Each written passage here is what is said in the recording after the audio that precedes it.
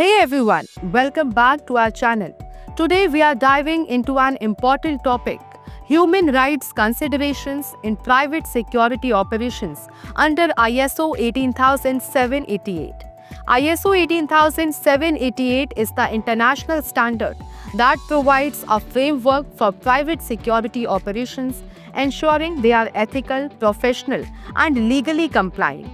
A big part of this standard is protecting and respecting human rights. So, what does this mean in real world security operations? Let's break it down. Private security personnel often work in high risk environments, dealing with threats, conflict zones, and the protection of people and property. However, security operations must always be aligned with human rights laws and ethical principles.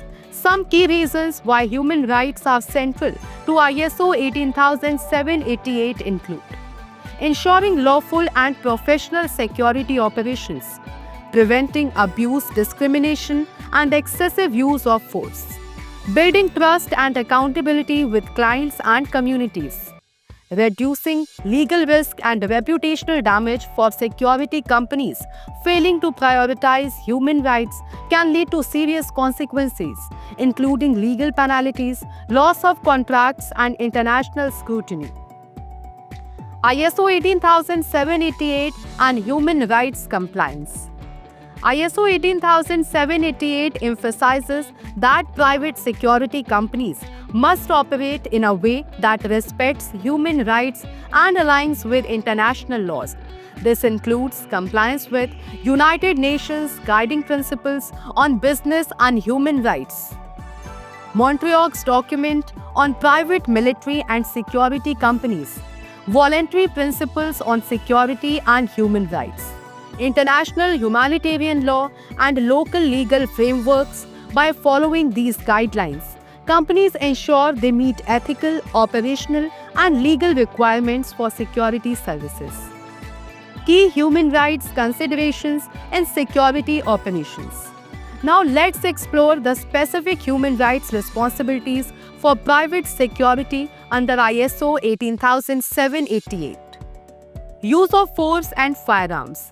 Security personnel must only use force when absolutely necessary and in a way that is proportionate to the threat. Deadly force should always be a last resort. Right to life and dignity. Security operations must respect the fundamental human rights of all individuals, ensuring no harm comes to innocent people. Prevention of torture and inhumane treatment. Security personnel must never engage in or enable abuse, torture, or degrading treatment of detainees or civilians. Non-discrimination and equal treatment. Security companies must operate without bias, ensuring fair treatment regardless of race, gender, ethnicity, religion, or social status. Accountability and oversight.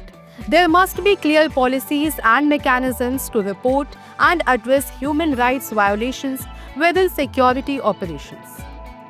So, how can private security companies ensure compliance with ISO 18788 and protect human rights? Here are some critical steps. Develop a human rights policy. A documented commitment to human rights must be part of a company's security management system. Train security personnel. All employees should receive training on human rights, ethical behavior, and proper use of force. Conduct risk assessments. Companies must evaluate potential human rights risk in every security operation. Implement a strong oversight and reporting. There must be clear reporting mechanisms for misconduct, abuse, and legal violations. Engage with stakeholders and communities. Private security companies should work with local communities, governments, and human rights organizations to ensure transparent and responsible operations. By taking these actions, companies can enhance their credibility, meet legal requirements, and ensure ethical security services. At the end of the day, private security isn't just about protecting assets. It's all about responsibility, ethics, and respect for human dignity. ISO 18788 provides the framework to ensure that security companies uphold human rights and operate with integrity. What do you think about the role of human rights in private security? Let's discuss this in the comments below. And don't forget to like, subscribe, and hit the notification bell for more insights on security best practices. Thanks for watching and see you in the next video.